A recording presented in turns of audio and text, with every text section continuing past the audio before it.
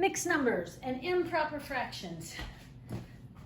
Fractions, decimals, and percents are the three most important things, and fraction might be really the most important of those three because everything else is built on this. So if you can understand these things, everything else is going to make so much more sense.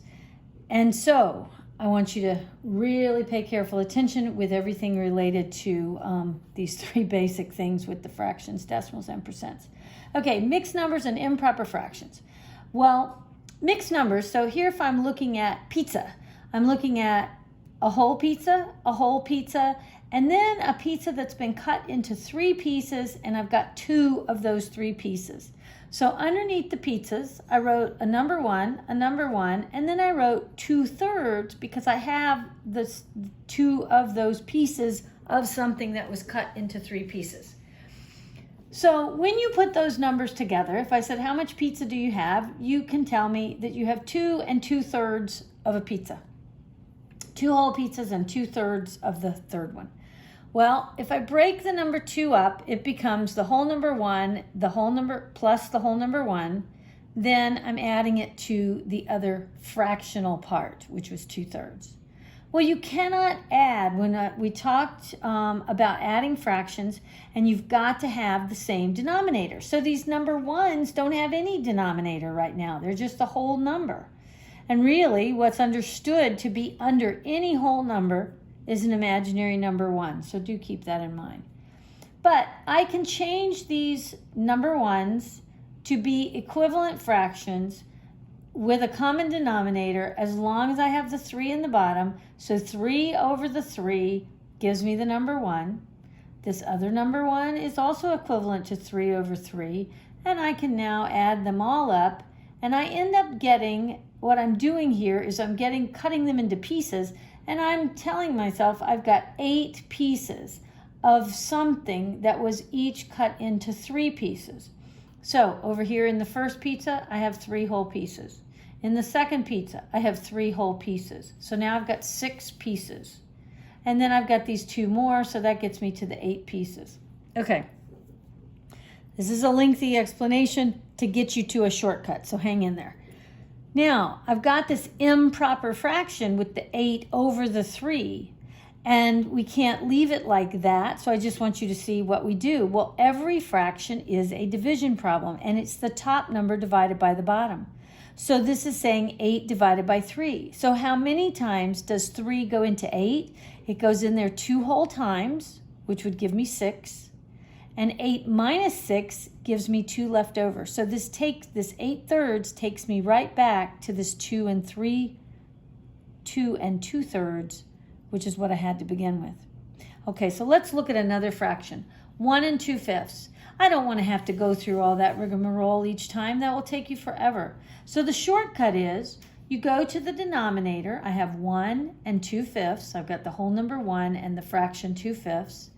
And I want to know, what have I got in terms of pieces? Well, you take your denominator and you multiply it times the whole number. So 5 times 1 gives me 5. Then you take your numerator and you add it to whatever you had just gotten. So I had 5 plus 2. So that's what's going on here.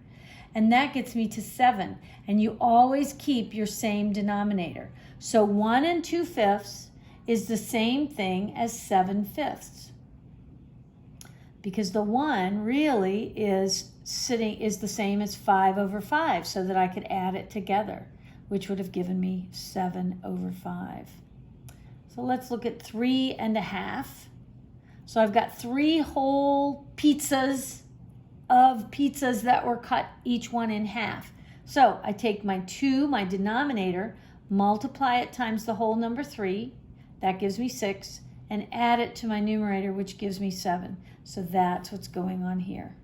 So it's kind of like a backwards or a C. Maybe some of you write your C's from the bottom going up, but I always write it the other way around.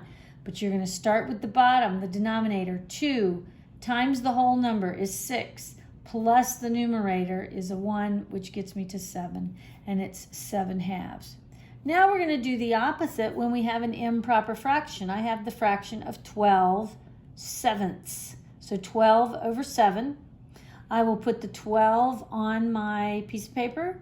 I am going to put the division bar or bracket over it, and I'm going to put the 7 on the outside. Be very careful. So often you get these numbers reversed.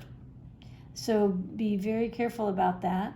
If you are doing this on a calculator, which I don't want you to do right now, but if you are, ultimately, your top number is what goes in the calculator first.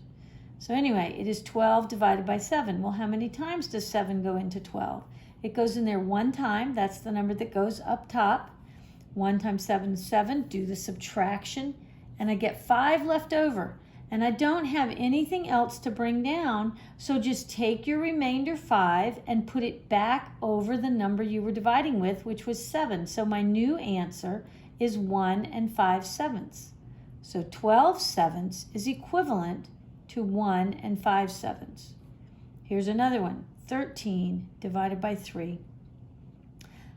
I set it up as a long division problem, and 3 goes into 13 4 times, which gives me 12. I subtract. I have 1 left over. Take my leftovers, because there's nothing else to pull down. So take the leftover, put it back up top over the original denominator, which was 3. So my answer becomes 4 1/3. So 13 divided by 3, or 13 thirds, is the same as 4 1/3. And you can check yourself by taking the 3, multiplying it times 4, that gets me to 12, plus 1 is 13, that takes me back to what I had to begin with.